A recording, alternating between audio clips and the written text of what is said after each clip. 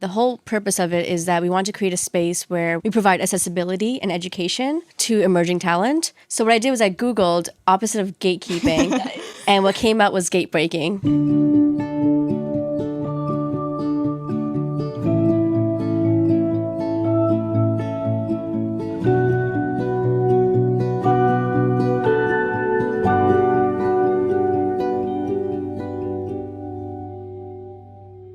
Welcome to Bedroom Studios Podcast, the podcast where we talk about what goes on behind the scenes in a musician's world and bridge the industry gap by bringing their stories, expertise, and advice to early career artists.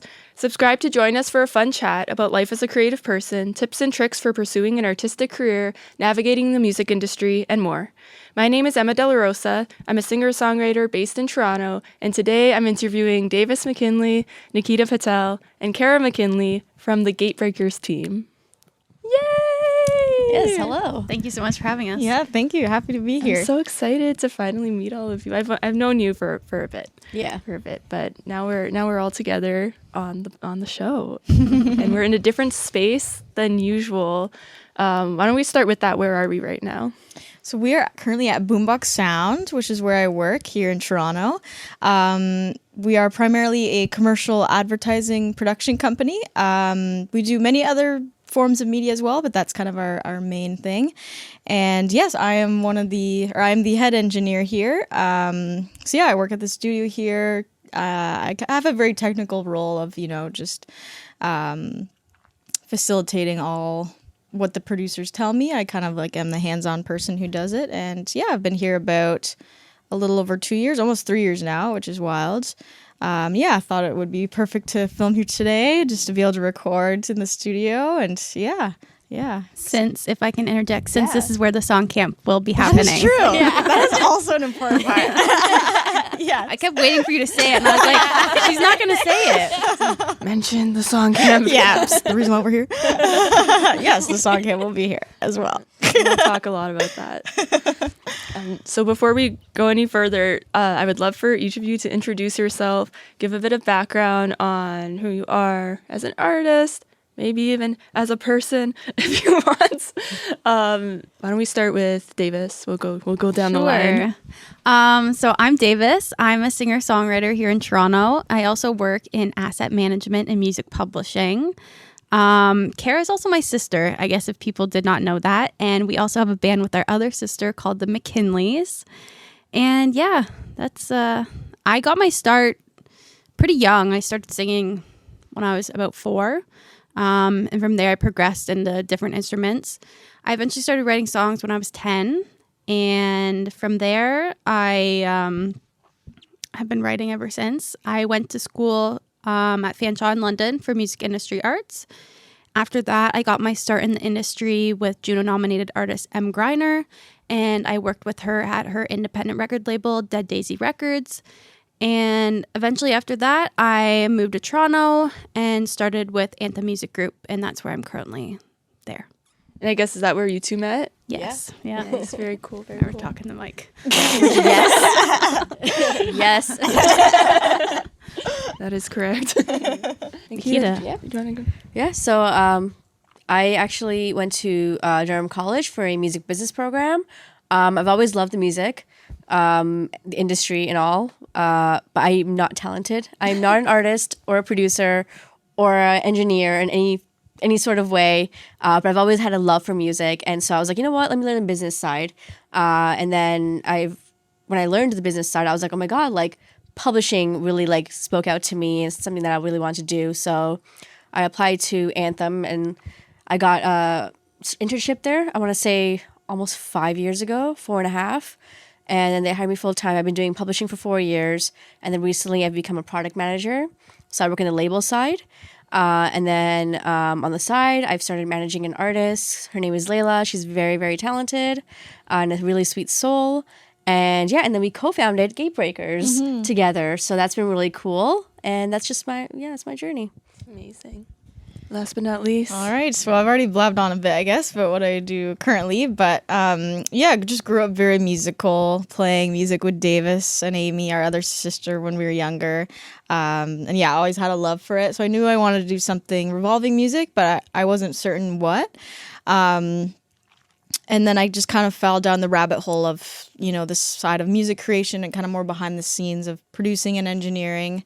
Because I knew I wasn't or didn't want to be an artist. I just kind of knew that wasn't for me. So I really fell in love with this side of things. And just kind of discovered and found OIART, which is the Ontario Institute of Audio Recording Technology, very long name, which is a school in London, Ontario, that specializes in basically all that, what I was hoping for. So music production, live sound, audio for visual media. I went there for education, just a 1-year program. And after that, just moved to Toronto and started working in the industry. I started out as an intern at Dreamhouse Studios, which, incredible studio if you ever get the chance to go there. It's amazing. Learned under Calvin Hartwick, he's the head engineer there. He was an incredible role model for me and kind of not taught me everything I know, but almost taught me everything I know. He's amazing.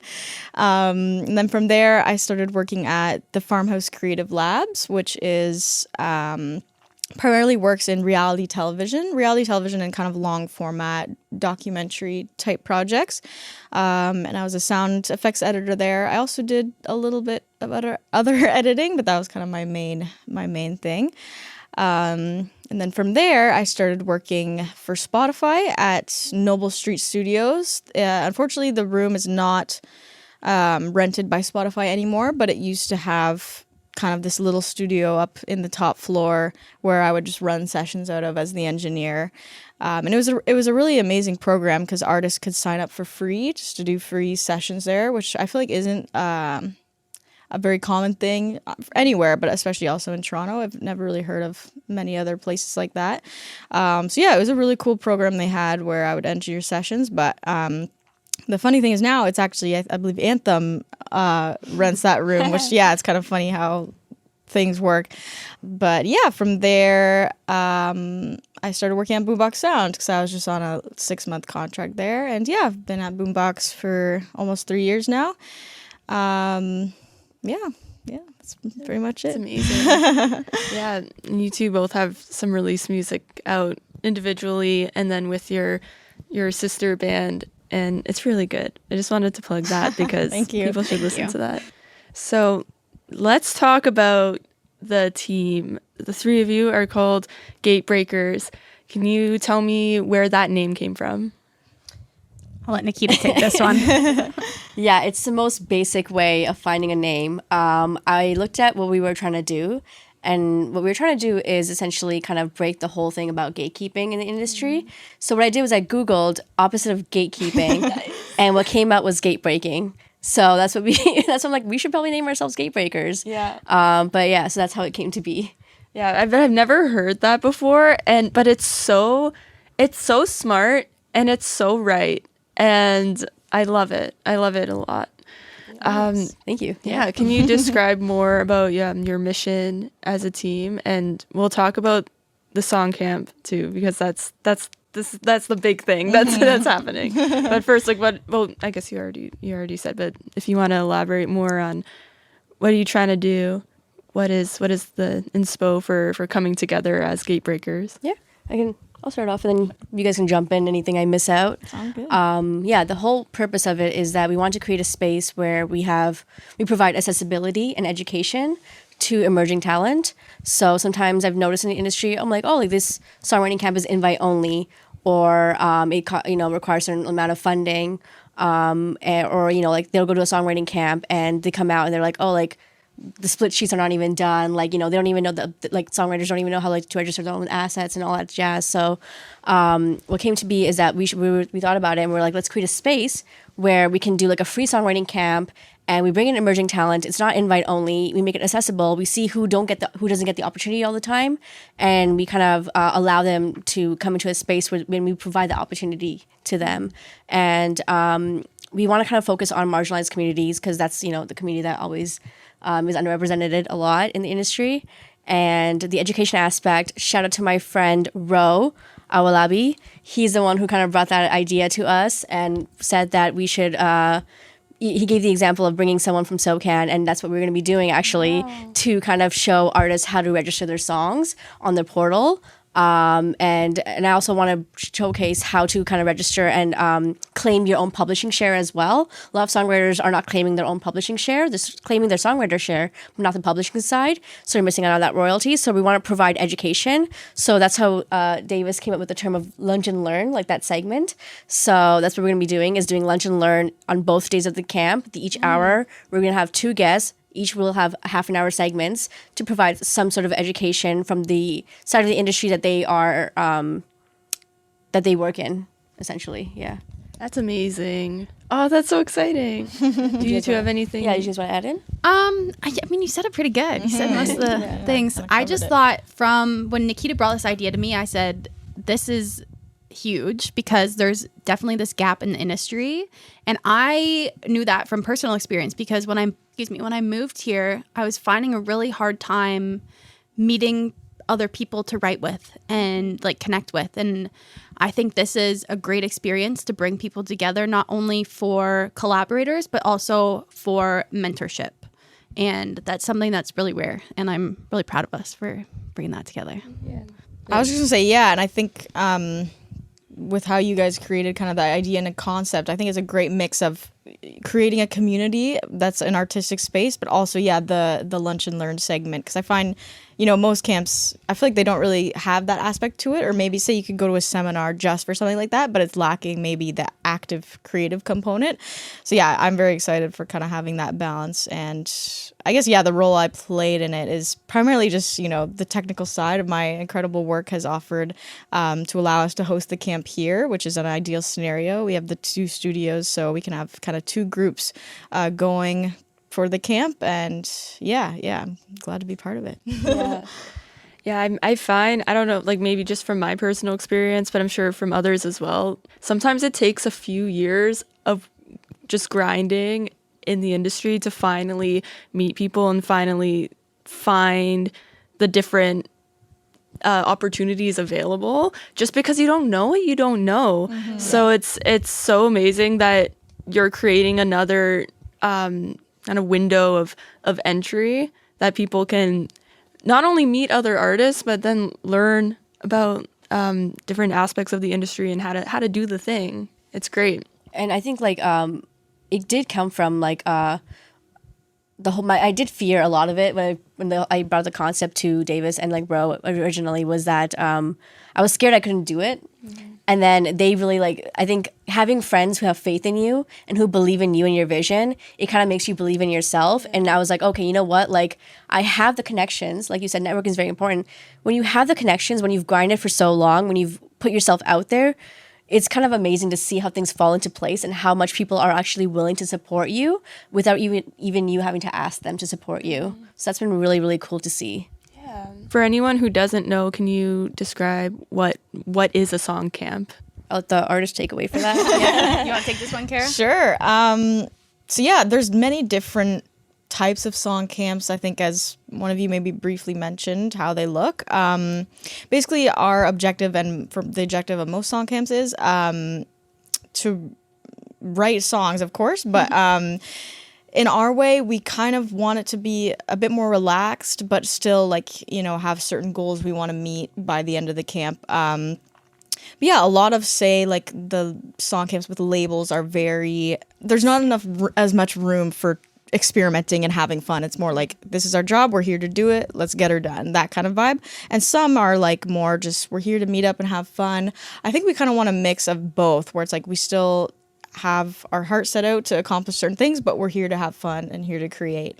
So yeah, the objective is to just write songs over the weekend.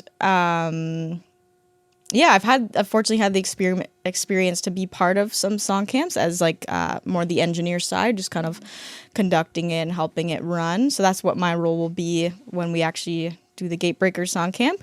So yeah, it's just going to be a bunch of artists getting together and trying to write songs. That's kind of the main objective, but yeah. That's great.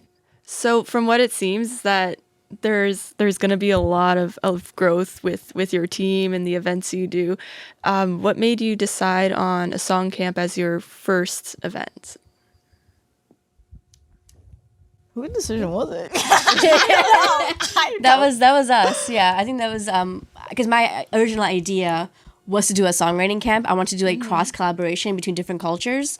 That's still the goal. That's going to be a future goal once we scale up. But then we realized, I think Davis' idea was to kind of start Gatebreakers as a collective, because then we can kind of branch out and do more things with that. And because there's like 3 of us, if we ever want to do individual creative initiatives, we can do that within the umbrella of Gatebreakers, right? Like it doesn't stop us from being, doing our own thing. But songwriting camp, I think I had the idea to do a songwriting camp. I want to do it. I really want to run my own, and I really wanted to create a space of collaboration. And so I think that's where we're starting off at. And also, like, because we're doing it at a small scale, we can see what we're capable of. We can learn from the mistakes, do it our first time, see where we can improve, and then kind of go from there at building up and doing it better each time around. And hopefully we can like kind of scale it up in a sustainable way. But yeah, that's why songwriting camp. It just seemed like the smartest way to go. Yeah, that's such a great mentality to have. But like, let's do it really, really well with the tools and resources we have, so that next time we do, we just make it better and better and better. We do more and more. I would love to ask you about the process of planning the camp and organizing it. It's definitely something that I want to do for my artist group in the future, but I've actually never been to a song camp, which is crazy. Okay. It's hard for me to conceptualize how I might plan one, because I've never been to one. So I would love to hear about your process and what that looked like. I can speak on that a little bit. I participated in a few song camps on a much smaller scale, in which we only had one session, one group. This one we have 2. First and foremost, you need to find a venue. You need to find somewhere where you can do it at. We are very lucky that Boombox very graciously is allowing us to have it here. So once we had that figured out, that was the first step. The second step was our applications. So determine what you're looking for in your writers. So we crafted that and we made that live. Another big part of it is funding, because we wanted to make this camp accessible and that people can apply and participate for free. We needed to find sponsorship because it's expensive. The music industry is very expensive. And so we applied to a lot of grants, and we're very fortunate that we are sponsored by the SOCAM Foundation and also by our friend's company, Matthias Chow Art, which if you haven't seen his guitars, they are phenomenal. You should go check them out. But yeah, we're still searching for in-kind sponsorships, other sponsorships, just to like basically cover costs such as like our engineers, our guest speakers, food and beverage. That's a big one. Photos and videography, social media. There's a lot of components you don't realize until after you've started planning. You're like, oh, there's a lot more things we need. There's a lot more things we need. And yeah, so right now we're in the zone of starting to pick applicants. Our applications close at the end of the month, and then we're gonna have a really tough choice to pick our applicants. We are very lucky that we've had such an overwhelmingly positive response, and we have way more applicants than we were expecting, which is fantastic, and we are ecstatic about that. But it's going to be really hard because there's so many talented people that applied. And yeah, other than that, going forward, it's just going to be like day of logistics, getting everything there, marketing. That's a big part, trying to get it out there, spread the word so people know. Yeah. Also, shout out to Davis. She's been doing all of our social media. Yeah. She's been killing it with that. It looks amazing. Oh, thank you. What do you use? Canva. Canva Pro. Canva for everything. Love Canva queen. And what do you hope for people to take away from the song camp after they've experienced it?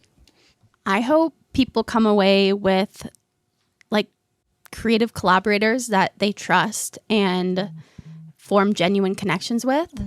I hope they learn something new from our mentors and gain an industry connection that day. And I hope they come away writing really great songs and have some finished demos.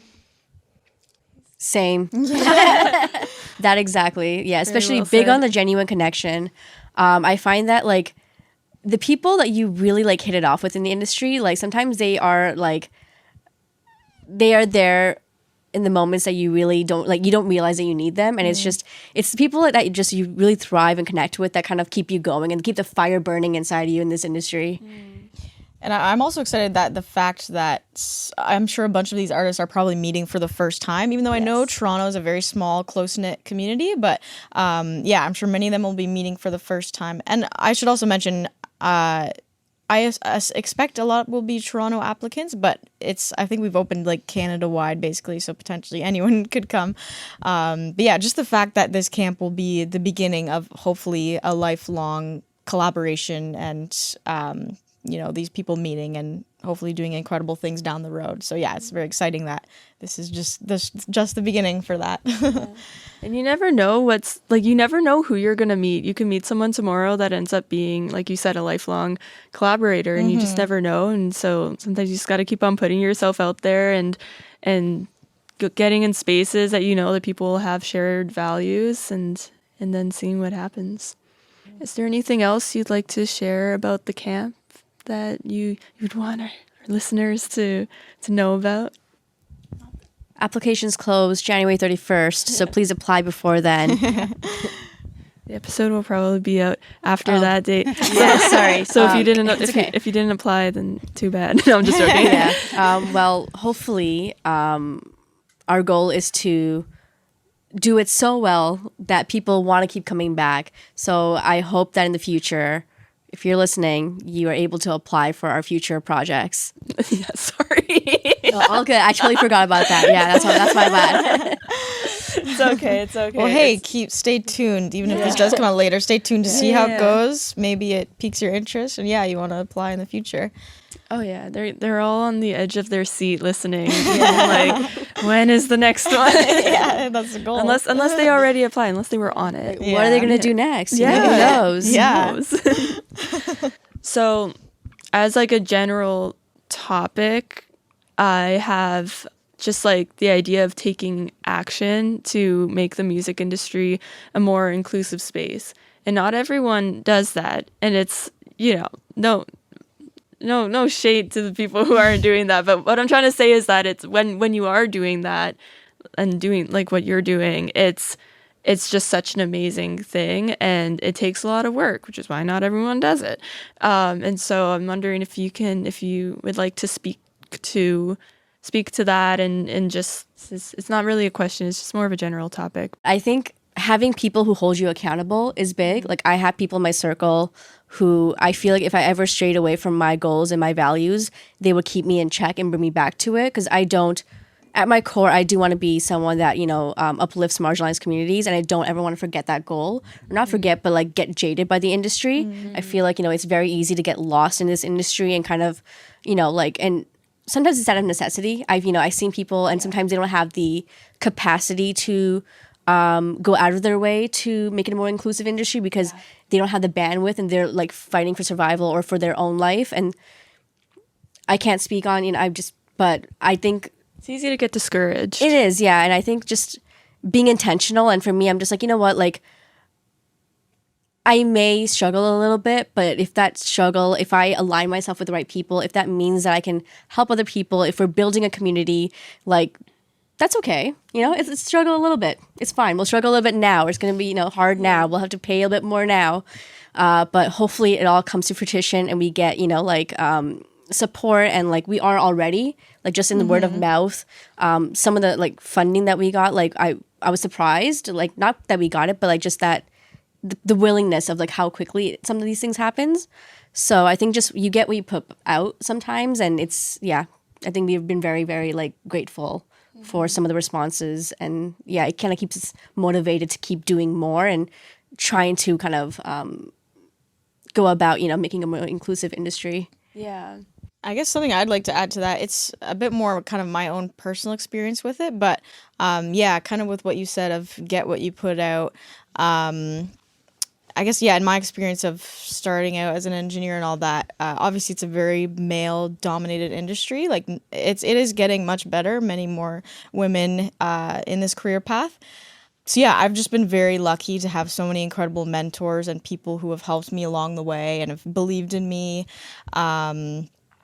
Even though I didn't expect that to be the case. I thought I was going to be, not very accepting, maybe. But yeah, I've thankfully been proven wrong. And yeah, just in terms of that side of things, like I always want to keep that in mind for other people, you know, like try and help out in that way where people have helped me in the past of getting my career going and all that. But yeah, I guess that's more in the sense of since people have helped me in that regard, I always want to keep that in mind and do the same. Yeah, and it helps when you know what, like when you have that experience of either working with someone who was really positive or being in a space where you felt really accepted, and you know what that feels like, and then it gives you hope when you're going through the struggle or when you're seeing things that happen or you're seeing other people struggle. You can hold on to that. Okay, there is a lot of good in even the Toronto scene as well. There's so many great people already, and then gives you the strength. Yeah. Exactly. Yeah. I'm also gonna plug my girl Kara here too, because she's one of the most hardworking people I've ever met in my life. Like she'll work her job here, yes, but then she'll do after-hour sessions at such a rate to like make it more accessible for other people and helps marginalized communities. Like she out here, like just I'm blown away by her work ethic and just her willingness to keep going to help others, even sometimes at the detriment of herself. Yeah. Like she needs to rest sometimes. It's not healthy. Exactly. Like rest is okay. But yeah, she's amazing. Thank you, Nikita. That was very kind of you. And I got to plug you too because Nikita, it's plug time. I'll just be over here, guys. Okay, you're next. You're next. Yeah. My plug for Nikita is she is one of the most honestly, you're one of the most well-known people in the industry. Like, you know everyone because you work your butt off connecting, and I think that's another huge reason why Gatebreakers is such a great thing, is because in your core you have those values of bringing people together and connecting. And yeah, you're so hardworking in that and just creating community for other people, and I'm very grateful to know you and thankful to know you. And my plug for Davis is also incredibly hardworking. She's one of the most organized people I know, just like stays on the ball with everything. She's an incredible singer-songwriter. Also, I was joking, by the way. No, Davis is kind of the heart of this. We're gonna compliment you double now. Yeah. She keeps us in check. Literally. If it wasn't for Davis, I feel like we'd be all over the place. Yeah. With this camp, Yeah, Davis is like almost like my second mother, and I think you really have that quality in many other things in a good way. You know, you kind of keep an eye on everyone, which I know is not an easy job, but yeah, you keep the ball rolling for everything. Davis is also the mother of our friend group, and she's the youngest. I didn't choose to be a mother. It was forced upon me. I didn't choose the mom life. Yeah, I chose you. I can relate because I'm the grandmother of my friend. Oh, nice. It goes beyond mother, grandmother. It's because I bake. Okay. I love asking people about their approaches to the creative process, and it could be music creation, but also I think like being an entrepreneur, there is creativity in that as well. So not to leave you out. So you're included in this question. Mm-hmm. I would not be offended if you did. It's all good. Yeah, I would love to hear more about your creative processes, and if you want, you can how that is brought into the song camp. Yeah, you go. You want to start? Rock, paper, scissors. I was just gonna say, I think in terms of creative process and how it ties into the song camp, I think it works out well with us three because we all have such incredible strengths in our own areas that, you know, when we bring it together, it's like the perfect balance. I guess in terms of my strengths are, you know, I'm very in the technical side of things, and say when it comes to the song camp, that'll be my main job of making sure that's all running smoothly and making sure the studio is all ready to go. That's my main focus, you know, like obviously say for example I could not do what either of you do. Like I'm not strong in the connections part and the logistical side that I know you both deal with. So yeah, I think we just have a great balance of how we all work together. I'd say there's two different creative processes here. There's one like the artist songwriting process, and then there's the process that led us to kind of make Gatebreakers. My creative process for songwriting is very much based on my own life and my own processing of emotions and storytelling. I really write songs just about my life. And songwriting is a form of therapy for me, a sense of journaling, and it keeps me sane. And yeah, it's the heart of who I am as a songwriter, and that's my favorite part of all of the music stuff is the heart of the song. And just, it's the best. I can't explain it. It's my favorite part. I love it so much. And I felt, for the past few years, I felt really uninspired and very non-creative. And when Nikita brought this to me, I was very excited because this is a very creative venture for me. Because even though I work in the music industry, my job is very analytical and data-driven. And outside of my music, we haven't been performing as much lately because our youngest sister is still in school. So the band was kind of on a hiatus. I hadn't been writing any new songs. And with the kickstart of Gatebreakers, I finally have this creative project to put my energy into, and it's been amazing. And it's also helped my songwriting in so much that I wrote so many songs last year that I will be recording an album. Yay! So yeah, it's been amazing. I can relate to that too.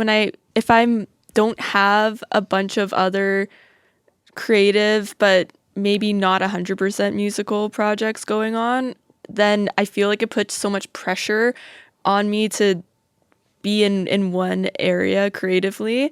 And then whenever there's pressure for me to create, I never like what comes out. It's not enjoyable, right? Yeah. You can't force it. Mm-hmm. Yeah.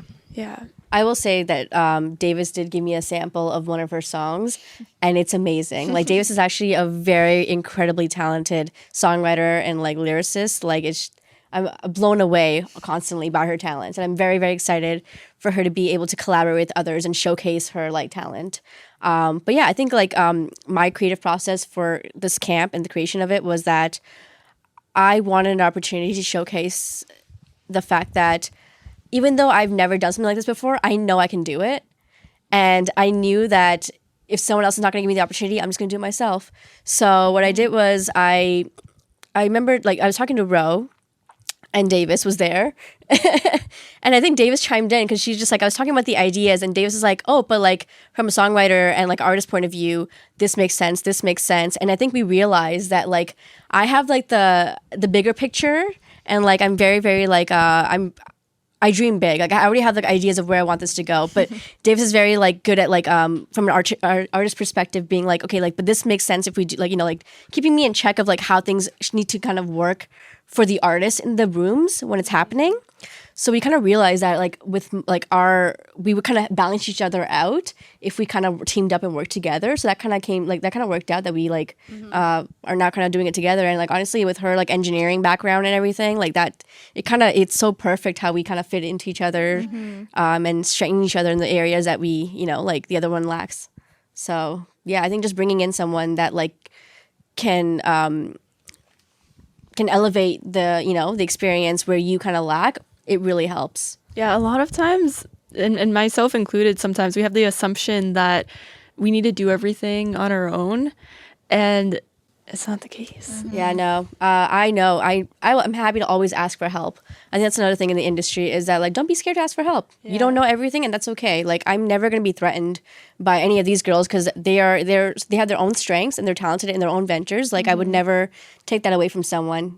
Like if you're threatened by someone else's talent or their like skills, that's a you problem. Exactly. Amen. We've been touching upon this a little bit throughout the interview, talking about collaboration and finding like-minded people and people that you work well with and being open to collaboration. And I think for some people, it's something that comes naturally to them. For me, it took me a while because I had to learn how to trust my own intuition because I am a chronic people pleaser. So for our last topic, I was wondering if you could just speak to the collaboration in general and what has worked for you and how you've found your people and any advice you would like to share for our audience. As far as collaboration, so In the songwriting sense, I wrote songs by myself in my parents' basement my whole life until I went to college. And then in college, for some of our projects, we had to write songs together. And the first one that we had was a songwriting camp, which we just had to make a song. It didn't have to be any specific genre. And that was my first time co-writing with other people. And I loved it. It was fantastic. Because you have all these different people from all these different backgrounds who all have different life experiences, and they all bring in a different point of view. So even like lyrics, I was like, oh, I think this is going to work. And they like, someone says, well, what if you tried this instead? You never would have thought of that. And it was amazing, you know? That's just like the power of collaboration in a songwriting session. And it's important, you know? I think you can still write songs by yourself, but when you have the opportunity to collaborate with other people, it's never a bad idea, you know? It's so much fun also. Yeah, I can't say enough good things. Yeah, I guess I'll talk about like the collaboration and I guess connecting with people in the industry and all that jazz, and how to go about that. I think my approach was in the beginning, I went to everything. I just went to everything and I made a mission to talk to at least like 5 new people and leave making like 5 new connections. And obviously sometimes you'll meet people and they'll look at you and be like, why are you even talking to me? You know, and that's okay. That's part of the process. I think you have to just be confident and like, you're going to feel so embarrassed. Like I would go home and stay up at night and be like, why did I say this thing to this person? It would keep me up. But I think getting comfortable with that and like, I think the more confident I got in myself and my connections, the more my connections grew, I kind of realized I think I'm okay if I'm not everyone's cup of tea. That's totally cool because I'm like I got more comfortable being myself. And anytime I like would meet people and like they were unashamedly themselves and they're being silly, I was like, that is my person and I'm going to connect with them. Like I think just finding people and finding yourself within others as well, it makes it more comfortable for you to align with them. And I think I think you let your guard down and then like you have that genuine like capacity to kind of build that relationship and it kind of just grows from there, right? Because then people will be like, oh my God, I want you to meet this person. And then your connection grows from there too, right? They'll introduce you to 5 new people and then from there 5 new people. And it's just everything it grows rapidly sometimes. It's actually insane. And then that opens up room for collaboration, right? Like now I have people, like I have friends who are like, hey, like I have a friend who's starting out as a songwriter. They don't know about the business side of the industry. Do you have like, you know, time to have a coffee with them? I'm like, of course. Like, let me sit down and have coffee with them. It's like, it's putting yourself out there is what kind of people like are not thinking about you. And they're like, you know, let me connect you with all these people. And then you can like collaborate and like bring them into other circles. And yeah, I don't know where I'm going with this. I can keep rambling. I think I'm just saying things now, but yeah. You're very articulate. When I ramble, it's like a leaf falling down a hill into a pile of mud. Not even a tree, a hill. Yeah, yeah, it's just. Yeah.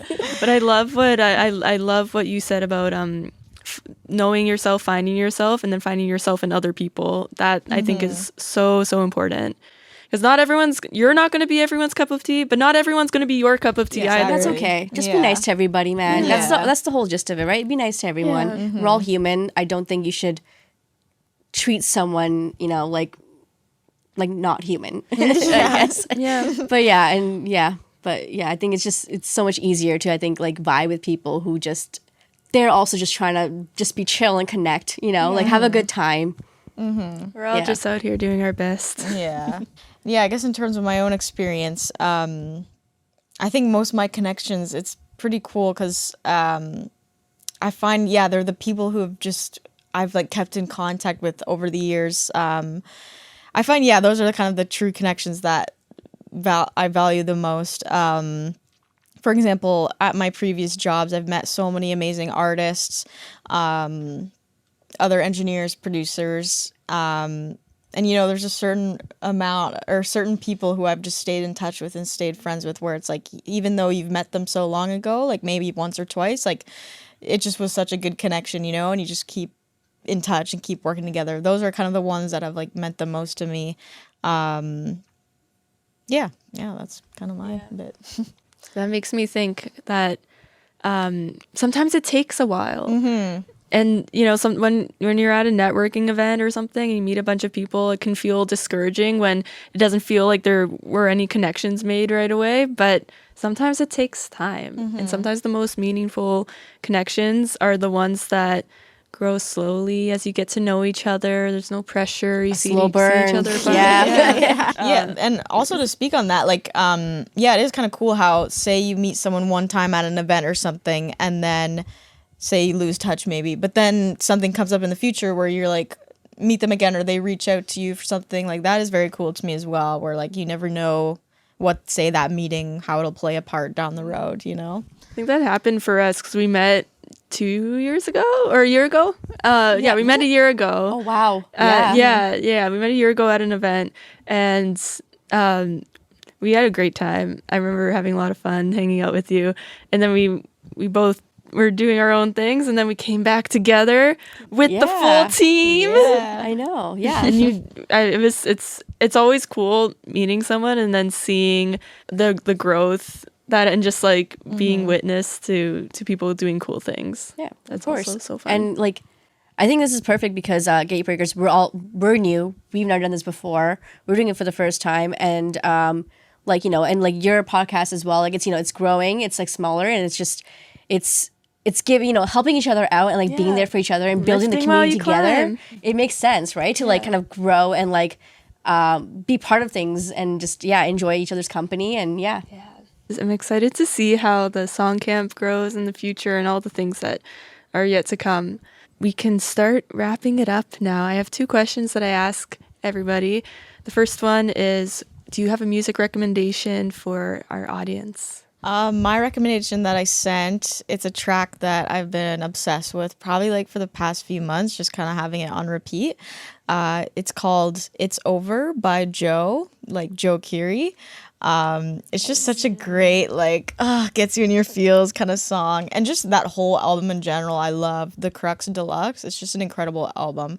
You can definitely tell, I think he takes the approach of, he doesn't think too hard about songs in a good way, where he's like, well, this sounds cool, so I'm going to do it, which I love that approach. That's my recommendation. I love that song and that album.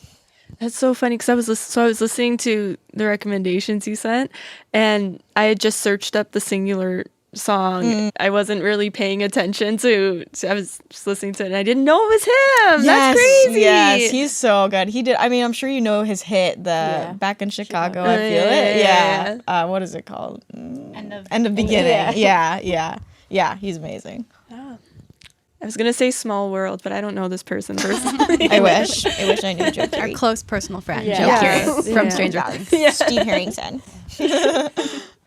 Nikita, do you want to go next? Yeah. I'll mention the song I sent you as well. It's called, actually, to search it so I don't mispronounce it. A Sunbeam Lent to Us Briefly is what I think the full song name is. It's a long title, so sometimes the words jumble up in my brain if it's more than like 3 words. But it's by Edwin Raphael and Jordan McCampa. And how I came across this song is, so Jordan, I was obsessed with this song, Yours to Keep, a couple of years ago. Like, I love it so much. And then my friend Colin Steins manages this artist called Evan Raphael, Montreal-based. He's also South Asian from, like, Kerala. And so I'm like, oh my God, like, and he does indie folk music. And I'm like, oh my God, like a South Asian doing indie folk, I gotta check it out. And he has such great songs. And so I was looking at like what he has up to now. And he has a new song out like since November with Jordan. And it's this song. And I was like, this is actually beautiful. I love that the 2 people that I kind of, was listening to separately kind of came together to do this one song. And then, that's how this little thing. There's a very large part of my heart that is dedicated to indie folk music. Yes. So, oh my God, yes. Did you check it out? Oh yeah, of course. Okay, It was beautiful. Yeah. Okay, I have 2. I have one that's local and one that I just really love. My one that I sent you is 6 String by Carter Faith. I love that song so much. The storytelling in that song and the production, the strings in that song, phenomenal. I love Topher Brown, who produced her whole new album, Cherry Valley. It's also phenomenal. You should check it out. Another one that I'm really looking forward to that is a Toronto-based artist is Baby Nova. Have you heard of Baby Nova? So good. Her new album is coming out January 16th. I'm going to say my favorite song from that is Too Pretty for Buffalo. Like, she is a phenomenal songwriter, and her sound is so unique, and I'm a huge fan, and I'm very much looking forward to her new album when it comes out. We can't wait to listen to it. Yeah, That's awesome. You should really check her out. It's great. Sweet. Okay, last question is, do you have advice for an emerging artist or someone beginning their career wanting to do what you are doing currently? I would say this is from the queen of networking, Nikita, that networking is truly everything, because you think Toronto's a big city, but the Canadian music industry is so small and everyone knows each other. They do. You don't think they do, but everyone knows each other. And so you have to be kind when you meet people, because you don't want to put a bad taste in someone's mouth, because they might know someone that you're trying to work with, and so be very mindful and try to make like genuine connections, because everyone knows each other and you never know where that connection may lead. Yeah, I'm going to add on to that. Also, thank you for saying that. I'm good at lateral connection, guys. I still have ways to go to make bigger connections. That's how you that's start. Okay. That's how you start. Yeah. I was going to say, I think being organic and genuine with the way you approach people as well. Like, yeah, networking is good, but I think I started to kind of approach people in a way of like, I kind of want to be friends with this person. Like, I think I've seen people around and I'm like, this person seems really cool. I kind of want to be friends with them and go in that way, because people can smell miles away if you want something from them. And like, that's just, sometimes that's not the way to move, just going to them and immediately like demanding something, or, maybe just try to figure out like, what do they like to do? Like, who are they as a person? Like, learn more about them. Yeah, you got to be authentic. It's not even just like a let's not scare them off kind of thing. It's also for you, like if you're authentic, then you're going to attract people that you genuinely connect with. If you're trying to put on a face, it's probably not going to give you what will actually be a fruitful connection. Definitely. And yeah, I guess in my experience, advice I would offer is very similar to what you both said, but also don't be afraid to reach out to other people. 'Cause I remember when I was first starting out in the industry, that was definitely like an insecurity and fear I had. I was like, because I was also very young. Like, I went to school right out of high school. My program was only 1 year, so I was 18, I think, when I started the industry. And just that, I was also like, who's going to want to work with me? Like, just getting in my head. And once I actually started reaching out to people, kind of those fears and insecurities went away. And I was like, well, that's not really the case. Like, people, they do want to work with you, and they do want to see you grow and get better. So yeah, once I kind of got past that fear and actually started reaching out to people and connecting with people, my career just kind of started getting better and better. So yeah, I think that was a big part that helped me. Yeah. Well, that was all great advice. I think that's it. I think we can. I'm losing my words today. It's been a long day. It's been a long day. It's not even. It's 2:00. Yeah. But this was so great. This was so. We should before we officially finish the episode. How can people find you? How can they find Gatebreakers? How can they find the Song Camp? You can find us on Instagram at Gatebreakers Song Camp. That's our only social at the moment. And from there, any links to our applications and more about who we are and what we're doing can be found in our Instagram bio. Awesome. Okay, we did it. We got to do the high five now that we've finished. Oh, is it like all way, or what do we do? I think one at a time. Sorry. We could do it. Actually, can we attempt the 4-way? Sure. Yeah, ready? 1, 2, 3. Yay! Yeah. Girl power.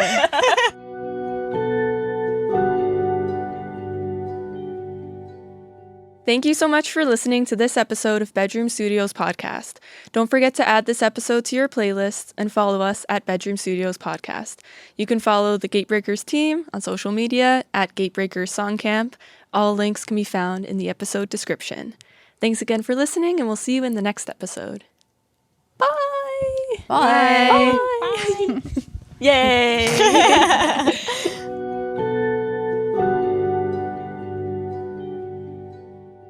This podcast episode and its theme music was mixed by Luke Fair at Rosetta Sound.